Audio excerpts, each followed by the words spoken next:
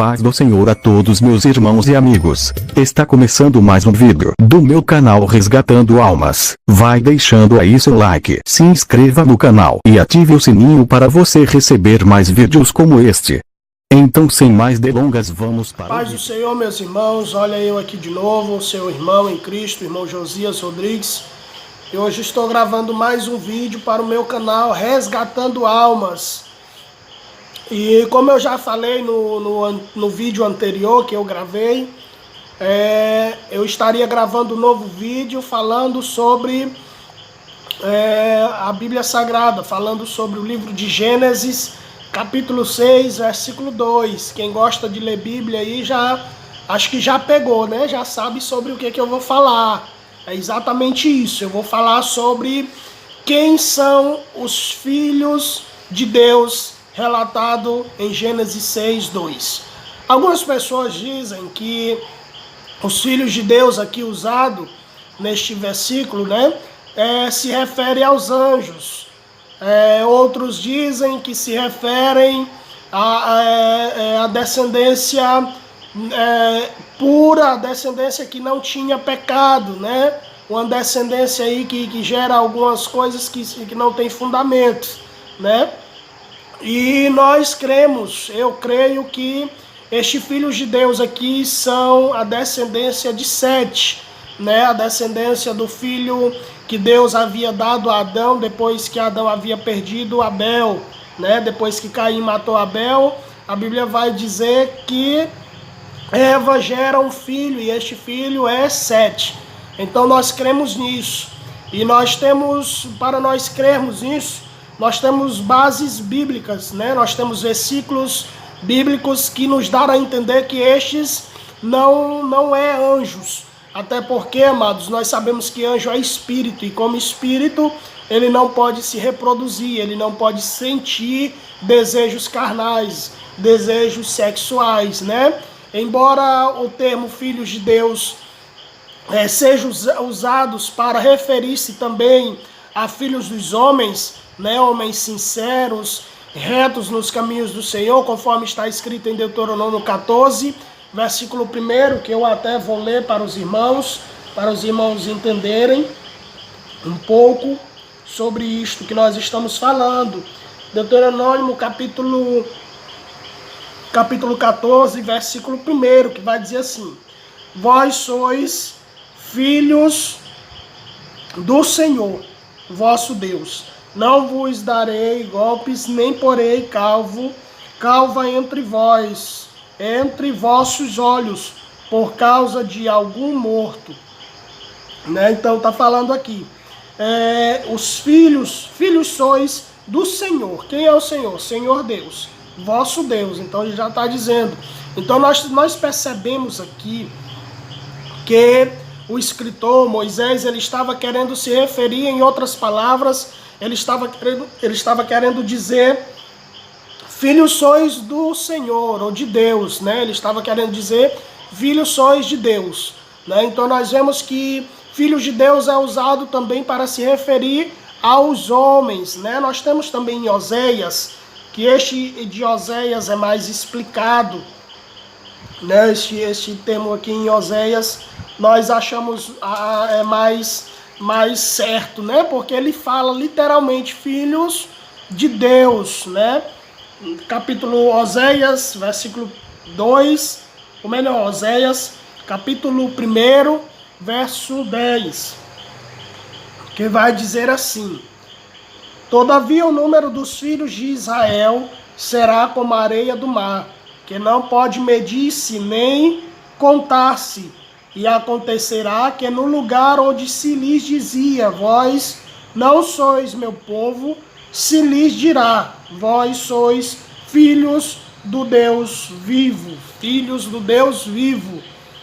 Então, o profeta Oséias estava se referindo à nação de Israel, né? Estava dizendo que antigamente a nação de Israel não era povo de Deus, mas depois passou a ser povo de Deus, ou filhos de Deus, né? Então nós vemos aqui que o termo filhos de Deus é usado também para filho dos homens. e ao mesmo tempo também seja usado ou é usado para se referir aos anjos, né? Conforme Jó, capítulo 1, versículo 6.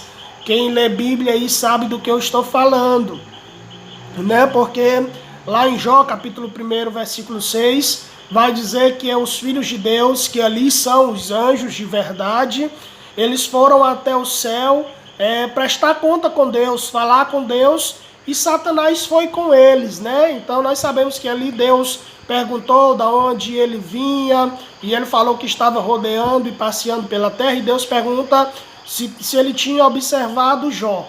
E ele disse que sim, e daí daquele momento em diante nós sabemos o que aconteceu com Jó, né? Salmo 29, capítulo 1, também vai se referir aos filhos de Deus como sendo os anjos, né? Então nós vemos que existem alguns textos que falam que os filhos de Deus são os homens, mas também fala que os filhos de Deus são os anjos. E aí, como nós podemos nos atentar para isso? Como nós podemos diferenciar o momento que a Bíblia está falando sobre o anjo e no momento que a Bíblia está falando sobre os homens, né? Então, neste caso, precisa pesquisa, precisa estudo, precisa oração, precisa jejum, para nós termos esse discernimento, né? De saber qual é o momento certo, qual é o momento que a Bíblia está falando sobre os anjos e qual é o momento que a Bíblia está falando sobre os homens de fato e de verdade, né? Então nós observamos esses textos que nós olhamos, nós vimos, nestes textos sagrados não existe possibilidade de união conjugal dos anjos, entre anjos e mulheres, né? Então nós sabemos que anjo, ele é espírito, e como espírito ele não sente atração carnal, ele não sente atração sexual. Nós iremos ver isso um pouquinho mais na frente, né? Então, analisando esses textos que nós analisamos, nós precisamos analisar aqui também 4 pontos importantes, né? Eu quero aqui destacar, existem mais pontos, mas porém para o vídeo não ficar muito longo, eu quero destacar apenas esses quatro pontos, e eu serei bem breve neles, né? Para não estender muito o vídeo, né? Então, primeiro nós precisamos analisar que os anjos são seres criados por Deus, né? Então, quando Deus criou os anjos, isso nós temos base bíblica lá em Salmos capítulo 140, lá em Salmos de número 148, versículo do 2 até o 5, vai dizer que os anjos são criaturas de Deus, são criados por Deus, né? E diferente de nós, homens, seres humanos, para Deus criar os anjos, Deus não teve esforço. Deus estava sentado no trono e Deus apenas deu a sua palavra de ordem dizendo que haja os anjos. Então foram criados todos os anjos. Naquele mesmo momento foram criados centenas de milhares e de milhares de anjos, né? Números que nós não podemos contar. Então não existe ou não tem a possibilidade de dos anjos se multiplicarem, dos anjos manterem relações sexuais, né? Então, nós temos que observar também o segundo ponto, né? Que os anjos não se casam. Neste caso, se não se casam, então eles não se reproduzem. Por quê, irmão Josias? Porque assim, o principal objetivo do casamento, existem 2 motivos principais para o homem se casar com a mulher, né? Deus instituiu o casamento exatamente por esses 2 propósitos, né? O primeiro propósito é para multiplicação, né? Então, quando Deus fez Adão, Deus fez primeiro Adão, colocou a mão no barro, amassou do jeito que ele queria, fez do jeito que ele queria, conforme a semelhança dele. Então, a partir desse momento, ele deixou o homem no jardim do Éden, nós conhecemos a história, e depois disso, nós sabemos que Deus criou Eva. E quando Deus criou Eva e deu ela a Adão, Deus deu uma ordem para Adão, dizendo, multiplicai-vos e enchei a terra. Então, este foi o primeiro motivo, né, que Deus criou o casamento, para se multiplicar. Então, se os anjos não se casam, é porque não existe possibilidade deles se reproduzirem, meus irmãos. Não existe nenhuma possibilidade de anjo reproduzir. Não pode tirar isso da sua cabeça, não há necessidade. Porque eles já foram criados perfeitos. eles já foram criados no número exato, então não existe possibilidade deles se casarem, porque o casamento, como eu já disse, ele foi feito para a multiplicação do ser humano, da raça humana. Segundo, o casamento foi criado para satisfazer o desejo carnal, né? Para satisfazer o desejo carnal. Então nós sabemos que o desejo carnal é exatamente a relação sexual. Isto é carnal, isso é da nossa carne, né? E os anjos, eles não são carnais. Os anjos, eles são espirituais. Então, se eles são espirituais, eles não sentem a necessidade de manter relação sexual. Eles não têm a necessidade, eles não sentem o desejo de ter relações sexuais, porque isso é carnal, isso é uma natureza carnal. E a natureza dos anjos é a natureza espiritual. Terceiro ponto, que já fala sobre isto também. Nós temos que entender que os anjos são espiritual e não sentem desejo carnal, como eu já falei, né? Então, lá em Hebreus, capítulo 1, a partir do versículo 13, 14, vai nos falar isso e eu quero ler para os irmãos, né? Hebreus, capítulo 1, versículo 13 até o 14, que vai dizer assim: E a qual dos anjos disse, jamais assentaste à minha destra, até que ponha os teus inimigos por escabelo dos teus pés. Não são, porventura, todos eles espirituais, ministradores enviados para servir a favor daqueles que hão de herdar a salvação. Então eu vou ler aqui de novo o versículo 14. Não são, porventura, todos eles quem? Os anjos, espíritos ministradores, enviados para servir a favor daqueles que hão de herdar a salvação.